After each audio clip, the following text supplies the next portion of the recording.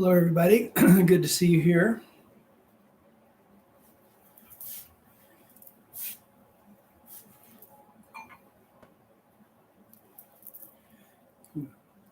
We'll begin with the verse of the Kesa. Kind of out of whack here.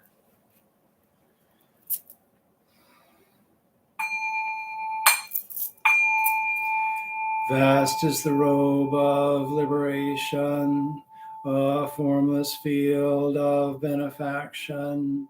I wear the Tathagata's teaching, freeing all creations. Vast is the robe of liberation, a formless field of benefaction. I wear the Tathagata's teaching, freeing all creations. Vast is the robe of liberation, a formless field of benefaction. I wear the Tathagata's teaching, freeing all creations.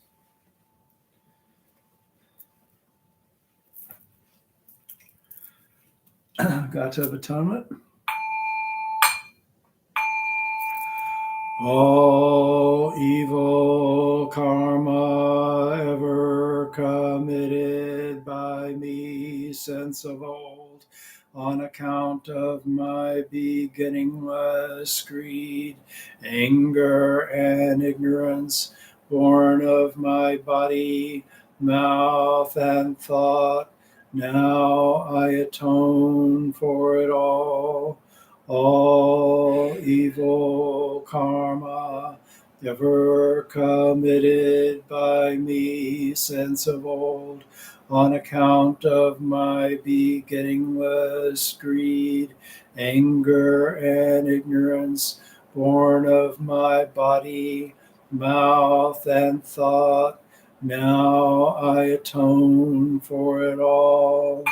All evil karma ever committed by me since of old, on account of my beginningless greed, anger, and ignorance, born of my body, mouth, and thought, now I atone for it all.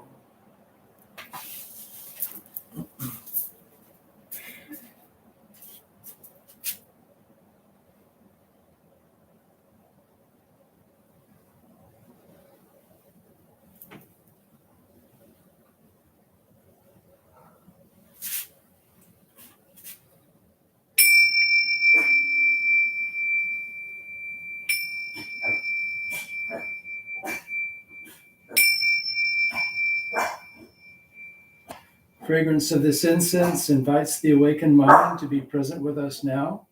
Fragrance of this incense fills our room, protects and guards our minds from wrong thinking. Fragrance of this incense unites us with precepts, concentration, and insight. We offer it for all beings.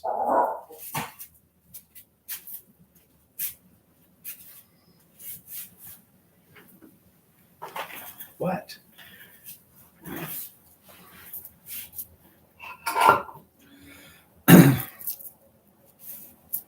Dee Dee's upset about something. Homage to the Buddha. Namo tassa bhagavato arahato samma sambuddhassa. Namo tassa bhagavato arahato samma sambuddhassa. Namo tassa bhagavato arahato samma sambuddhassa.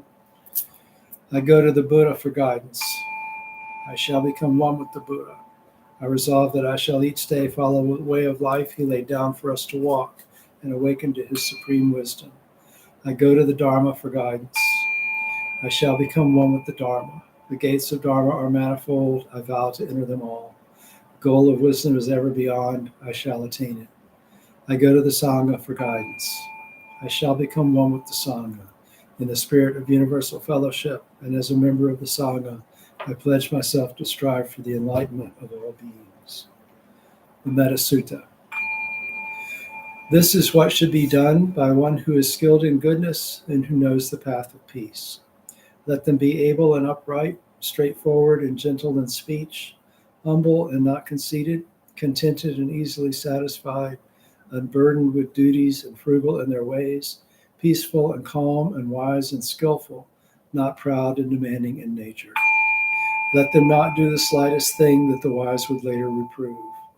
Wishing in gladness and in safety, may all beings be at ease. Whatever living beings there may be, whether they are weak or strong, omitting none, the great or the mighty, medium, short or small, the seen and the unseen, those living near and far away, those born and to be born, may all beings be at ease. Let none deceive another or despise any being in any state. Let none through anger or ill will wish harm upon another. Even as a mother protects with her life her child, her only child, so with the boundless heart should one cherish all living beings, radiating kindness over the entire world, spreading upward to the skies and downward to the depths, outward and unbounded, freed from hatred and ill will, whether standing or walking, sitting or lying down, free from drowsiness, one should sustain this recollection. This is said to be the sublime abiding. By not holding to fixed views, the pure-hearted one, having clarity of vision, being freed from all sense desires, is not born again into the world of suffering. May I be happy and well. May no harm come to me. May I learn compassion. May all my friends, family, and those I love be happy and well. May no harm come to them. May they learn compassion. May all those troubled in body, mind, and spirit be happy and well. May no harm come to them. May they learn compassion. May all those who have hurt me in body, mind, and spirit be happy and well. May no harm come to them. May they learn compassion. May all those who I have hurt in body, mind, and spirit be happy and well. May no harm come to them. May they learn compassion. May all my enemies be happy and well. May no harm come to them. May they learn compassion. May all living beings be happy and well. May no harm come to them. May they learn compassion.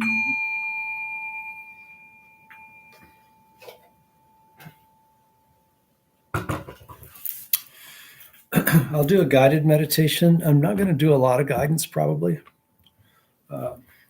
just because my voice is still a little cracky from the COVID.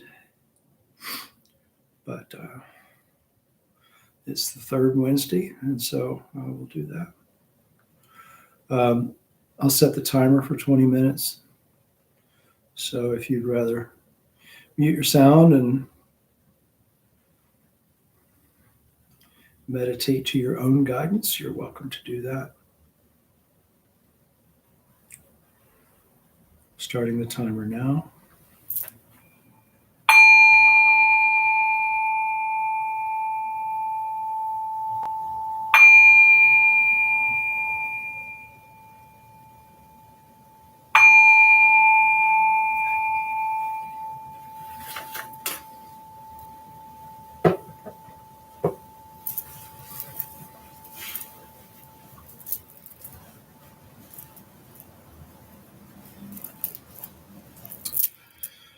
So as the bell fades, take a few deep breaths.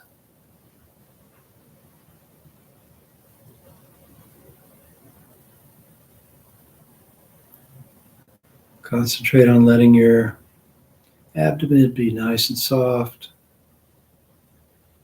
so your lungs can fill and empty smoothly, evenly, completely.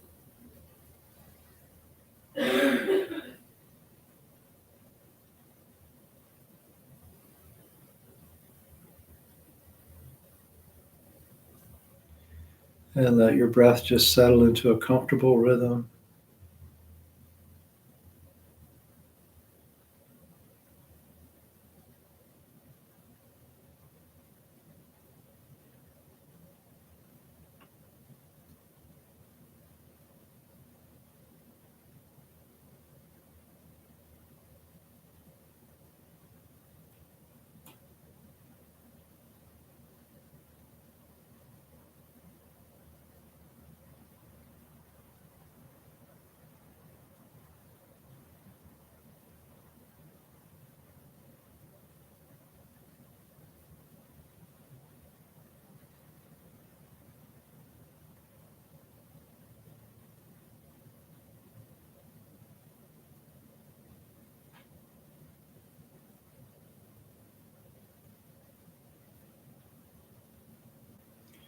And to set our intention for tonight's meditation, we'll develop goodwill for ourselves and others.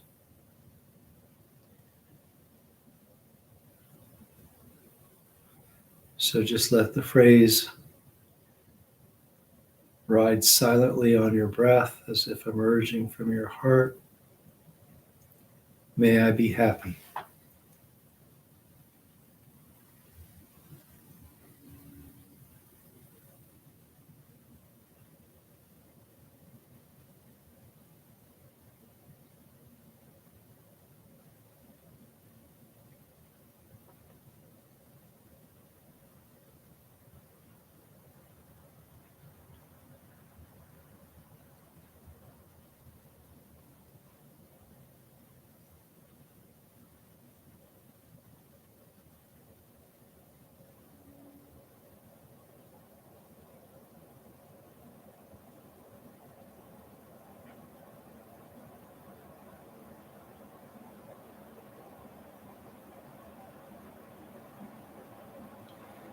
May I be free from animosity.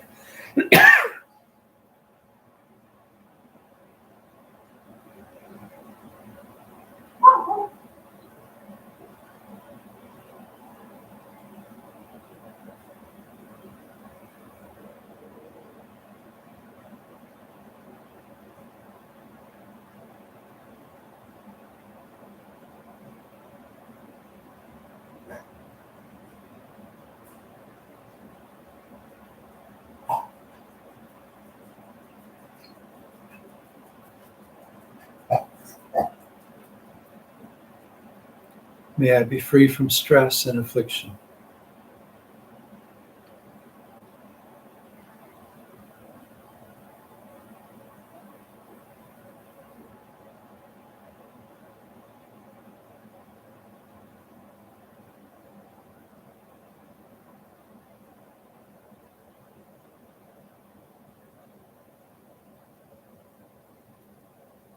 May I look after myself with ease.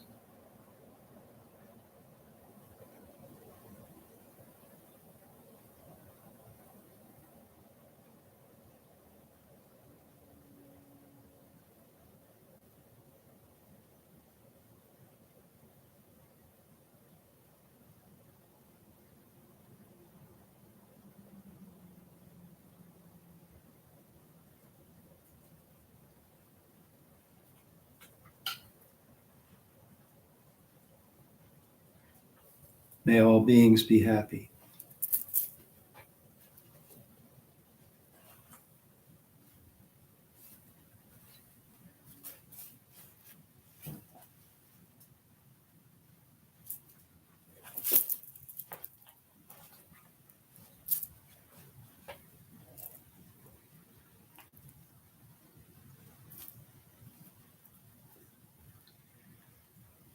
May all beings be free from animosity.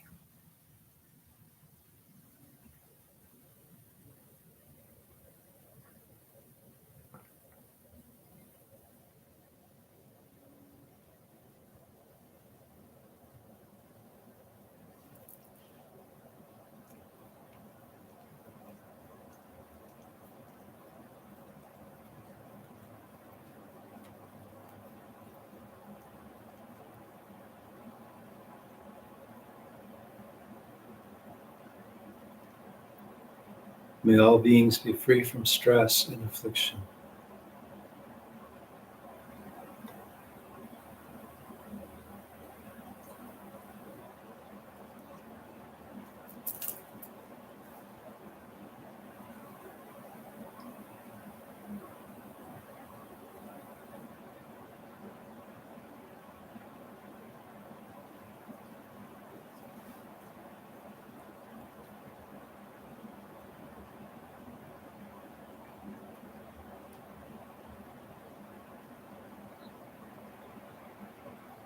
May all beings look after themselves with ease.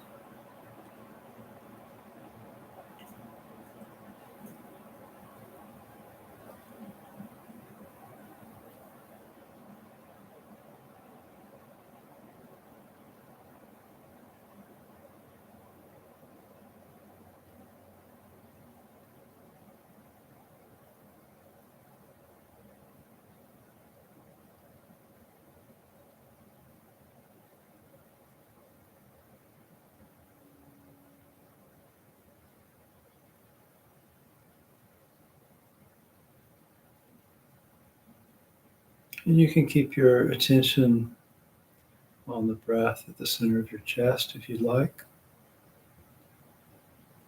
or drop it down to the pit of your stomach,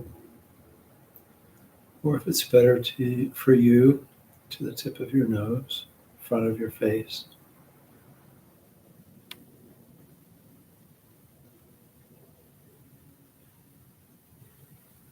And just rest your awareness on the in breath and out breath.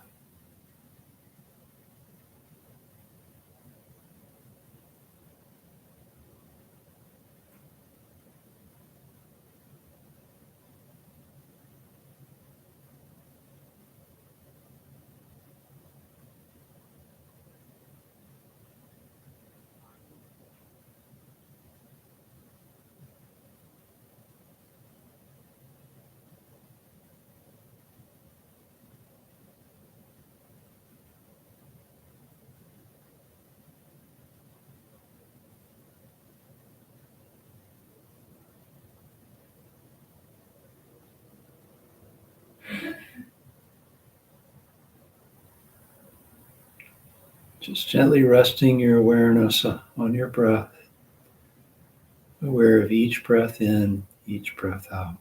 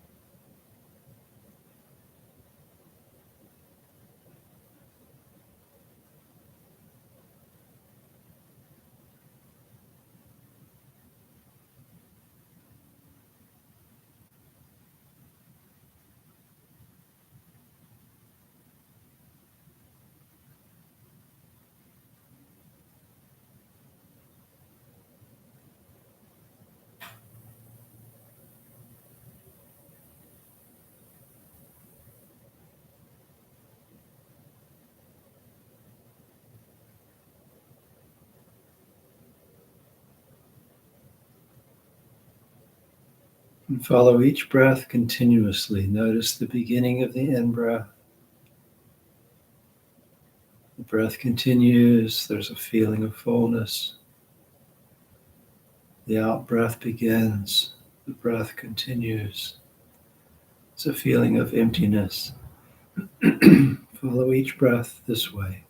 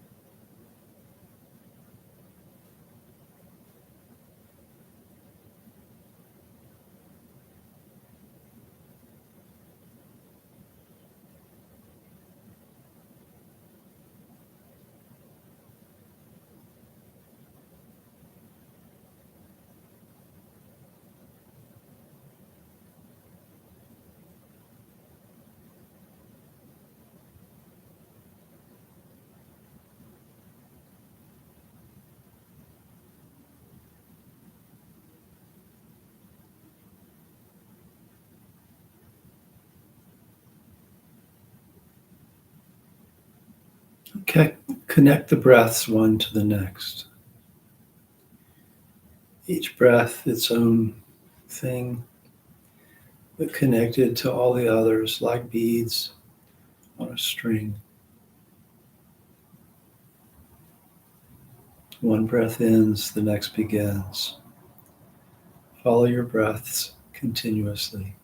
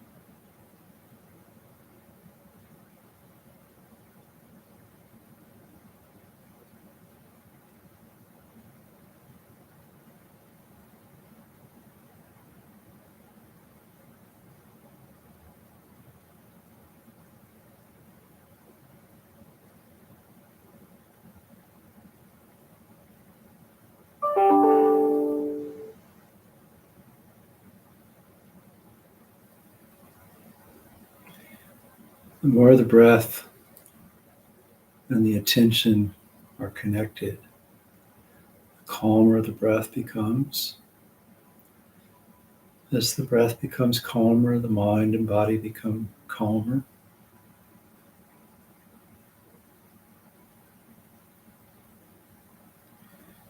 You can do this deliberately as you breathe out, thinking, may my breath become calm. And letting your breath become more and more subtle, softer, quieter.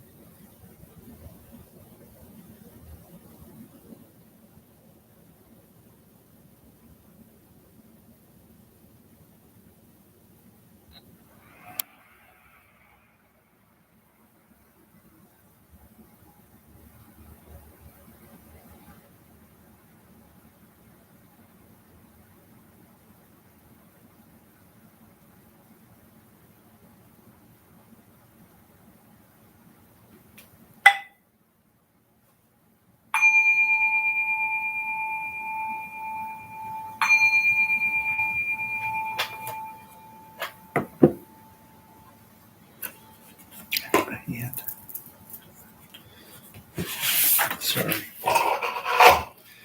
Buddha nature pervades the whole universe, existing right here now, and offering flowers, candles, and incense, hearing the Dharma and training the mind. Great merit is attained. We dedicate this merit to the great master Shakyamuni Buddha, the all-pervading and everlasting three treasures, the 16 guardians and all protectors of the Dharma and their relations throughout space and time, to all ancestors of this Sangha and all beings in the Dharma world. May penetrating light dispel the darkness of ignorance, that all karma be resolved and the mind flower bloom in eternal spring. May the Dharma body maintain strength and health, and years of life be lengthened for all teachers of this Sangha. May their vows be fully realized, and may they live in perfect peace with Buddha Dharma. We pray for those suffering from violence and those who grieve for them, for those living in oppression, for all who are imprisoned, for all refugees from violence, hunger, and catastrophes, man-made or natural. We pray for the health and well-being of those suffering from diseases of body, mind, or spirit, those working toward the healing of those afflictions. May they all be serene through all their troubles, and may we realize the enlightened way together.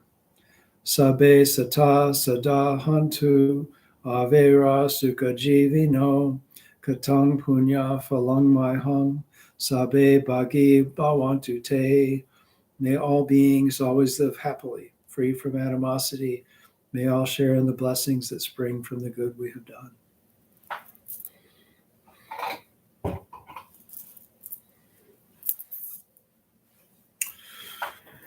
Hello, Ellen. Hi, Jeff. Hi, Nina. Hi, Marianne. It's good to see you all.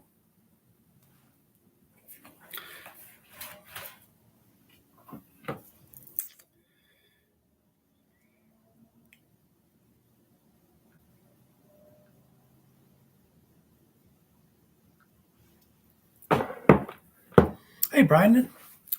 Glad you could make it.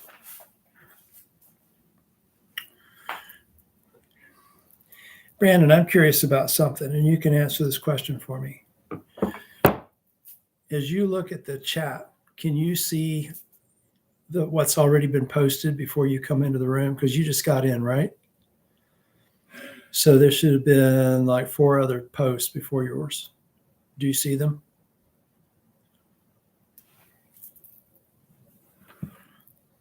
The reason I'm asking this is I'm thinking about doing some things like posting some links before the stream actually starts. And I don't know if,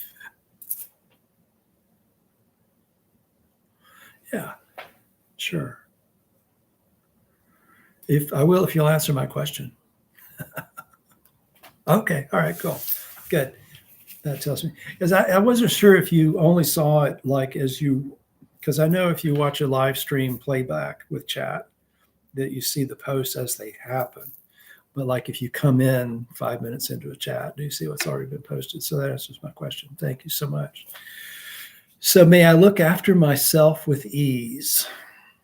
One of the instructions in Mitta Bhavana.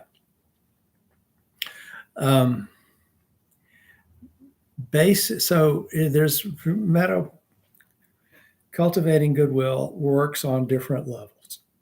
On one level, you're really wishing that people's lives go well and that they're happy. Yeah, that's what I thought.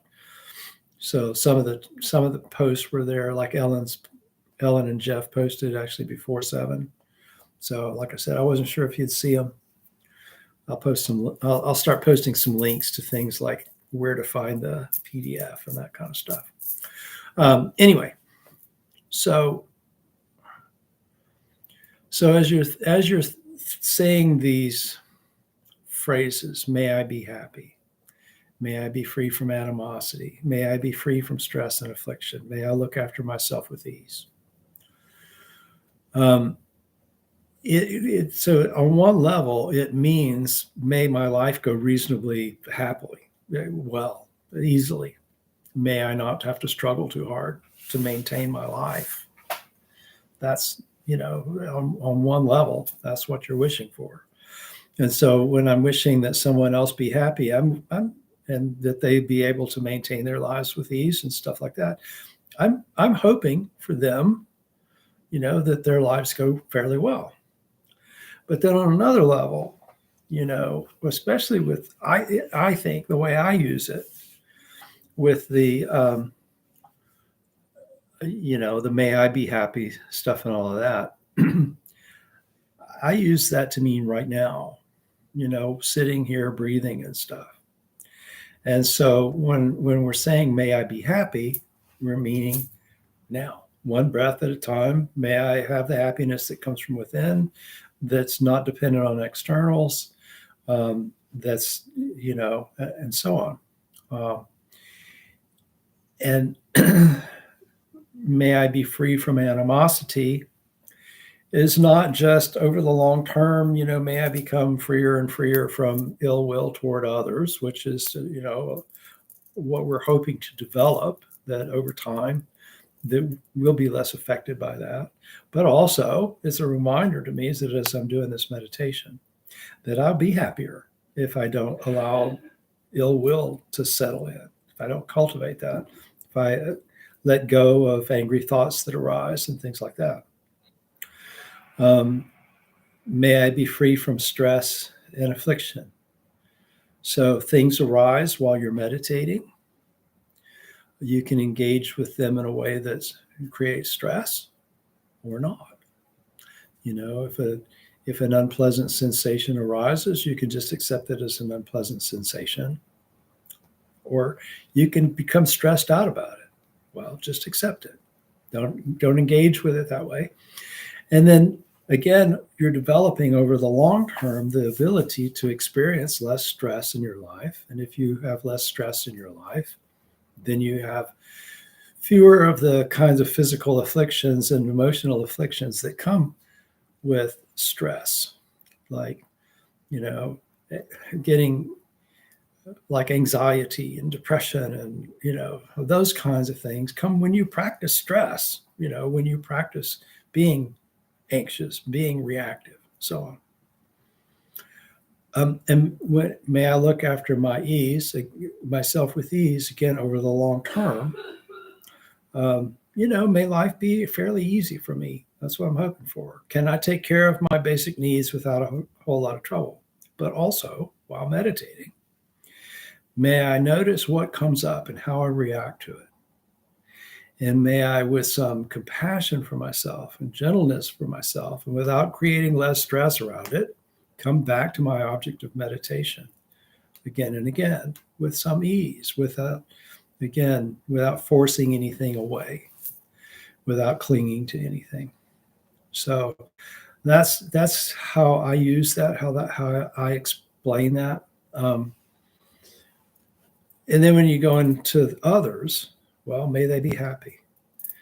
So I don't like to define for someone what their happiness would be. I just, if I'm thinking of a colleague at work and I'm wanting them to be happy, I'm wanting them to have whatever happiness is important to them, but I'm hoping that it will be true happiness. I'm hoping that they awaken spiritually, at least to the extent that they create them less problems for themselves, that they experience more of the joy that's available in life.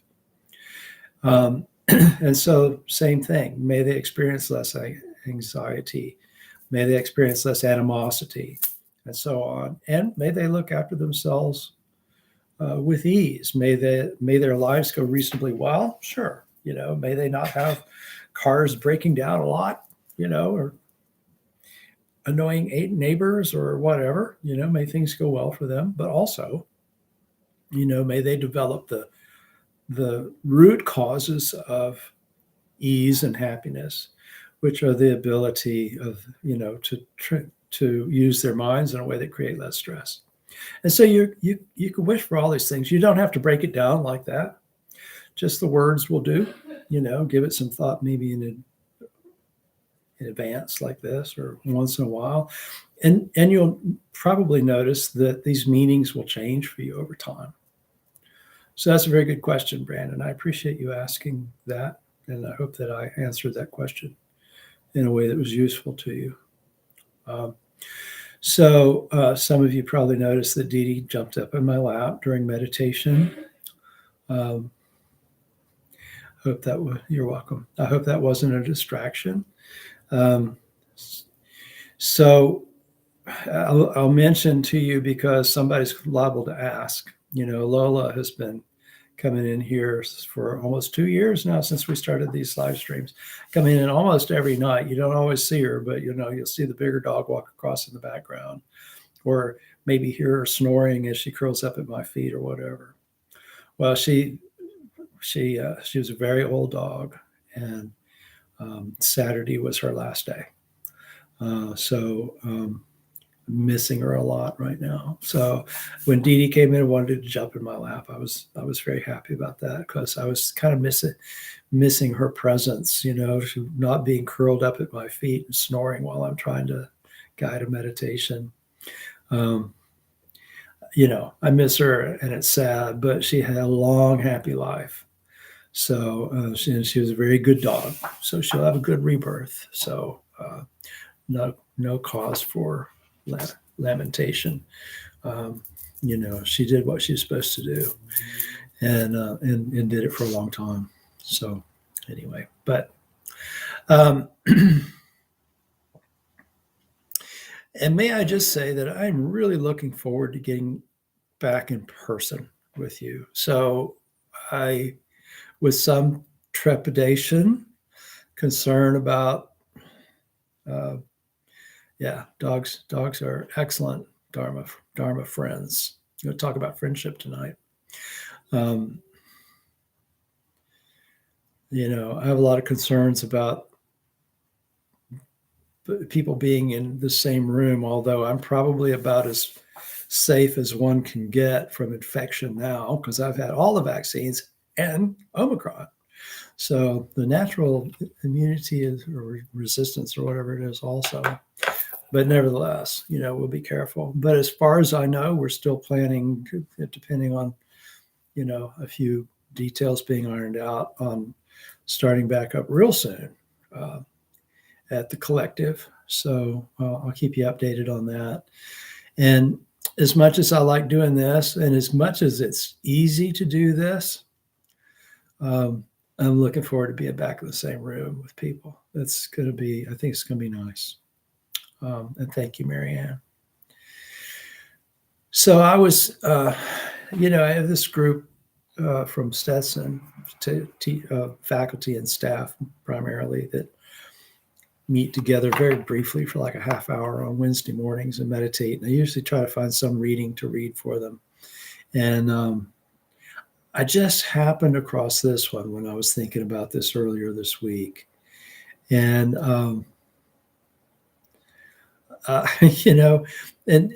and reading it this afternoon as I was getting set up here, and and Lola wasn't following me around.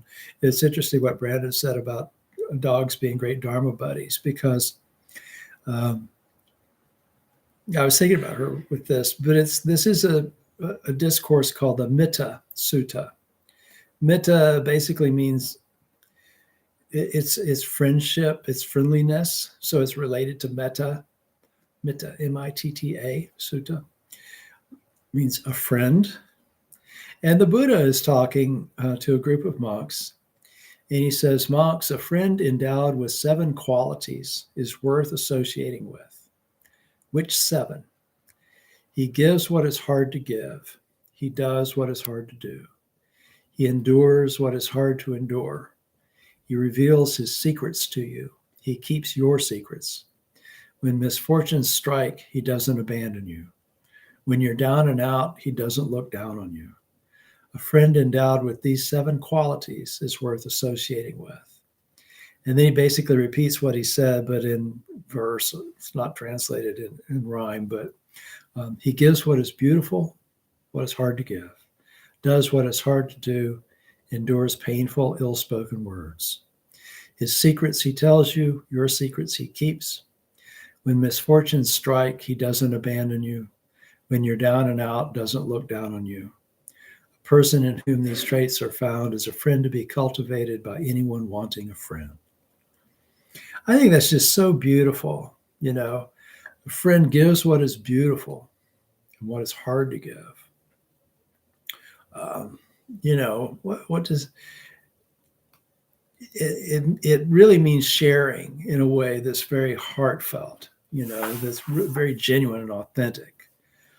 It's not necessarily, giving you stuff.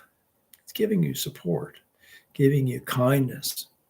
Those are the things sometimes it's hard to give. Sometimes it's really easy to, give somebody something when they ask for it. But to give something that's really genuine, to give you your authenticity, your heartfelt kindness, that's harder to give. Does what is hard to do, endures painful, ill-spoken words. So, a real friend, once in a while will tolerate you being less than the best friend yourself, maybe. Even when they'll see you, you might respond from a place of stress and affliction rather than a place of goodwill. Thinking about this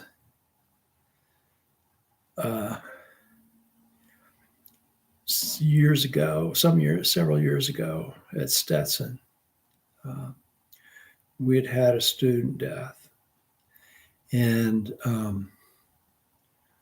a colleague came up, and there were multiple chaplains there at that time, and this wasn't the first student death, but it was one of the first that we had experienced. And a colleague came up and said, I'm really sorry. What can I do to help? Or is there anything I can do to help, or something like that? And I was just kind of thoughtless. I didn't mean to be mean, but I just said, there's nothing you can do, And I said it probably, I didn't mean it as a slam or anything, but I could tell by the look on her face, that that she sort of took it that way. And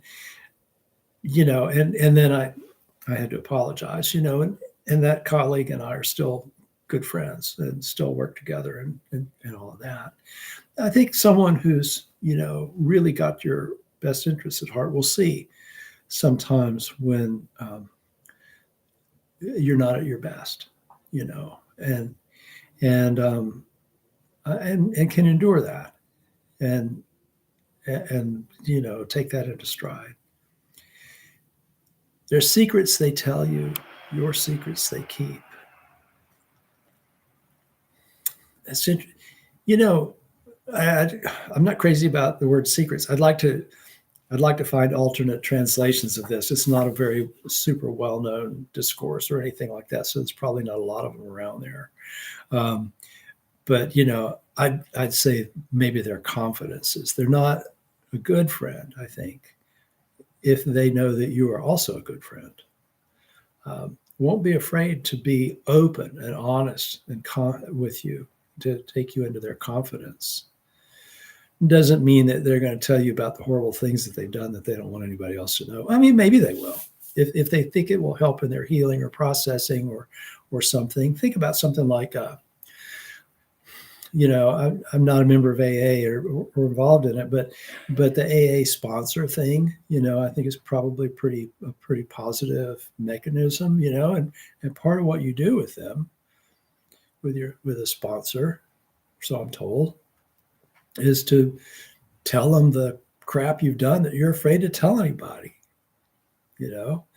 and so maybe a good friend would do that, would share with you, those things that's kind of hard to share, and then keep yours, allow you to share and self-disclose also, and do it in a way that's non-judgmental.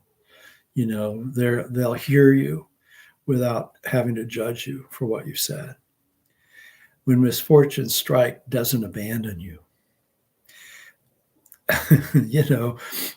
There's an old blues song, nobody knows you when you're down and out, right? And that's basically, once I lived the life of a millionaire, spent all my money, just didn't care, took all my friends out for a good time, for bootleg whiskey, champagne, and wine. Then you begin to fall so low. Lost all your good friends, you don't have nowhere to go, So a real friend, a real good friend, they'll still know you when you're down and out, and they won't abandon you when things turn south. They'll still be there for you, and they won't they won't see you as being less of a person than they saw before, just because fortunes change. Good fortune turns into misfortune really easily without you doing anything wrong, and and sometimes we genuinely screw up, and then we have misfortune as a result of our screw ups. But a good friend will understand that we all make mistakes, and sometimes that results in a loss of status. And losing status doesn't make you a lesser person, and they'll remind you of that. I was thinking about the concept of self-compassion. I've talked about that before, and the professor at, I think, University of Texas, who studies that, and said she noticed that people are a lot harder on themselves than they are on their friends. If somebody screws up, they'll say terrible things to themselves. And you'll ask them, well, what would you say to a friend if they did that? Oh, well, people make mistakes, bad things happen. It's okay. You're all right. But we don't say that to ourselves. So, we should be good friends to ourselves too. Not abandon ourselves when misfortunes strike, not look down on ourselves when we're down and out. A person in whom these traits are found is a friend to be cultivated by anyone wanting a friend. So, yeah, sure. Dogs are called man's best friend because they won't forsake you. They don't care whether you're rich or poor. As long as you give them treats and take them for walks, they think you're the best thing there ever was, right? And they don't have to be expensive treats. In fact, with my dogs, it's funny. You go to the boutique pet stores, the ones in nice downtown areas, downtown Deland, downtown Mount Dora, stuff like that. Sometimes they have these really, really nice pet stores, and they'll have like natural dog treats that look really delicious. I mean, kind of think, well, I should buy a bag of those for myself. And dogs are like, no, I don't want that. I want that piece of, half chewed chicken that just fell on the floor or whatever. That's wonderful. But, the expensive dog treats, no, I don't need that stuff. I just want to, and a lot of times I think they mostly want your attention. So anyway, yeah, if you find a person like that, develop them, as a friend. And the way to cultivate a friend is to be a good friend.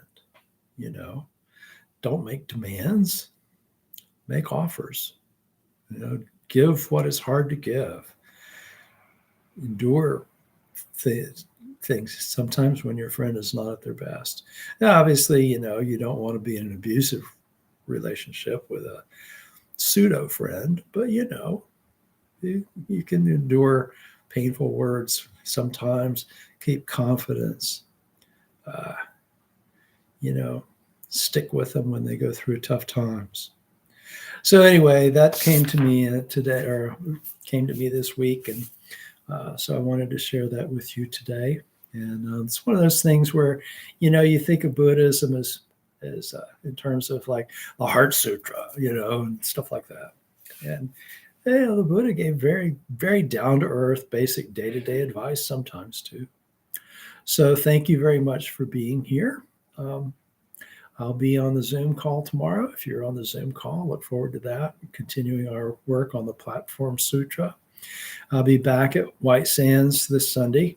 Going to continue our discussion of what you need to know in order to practice Buddhism.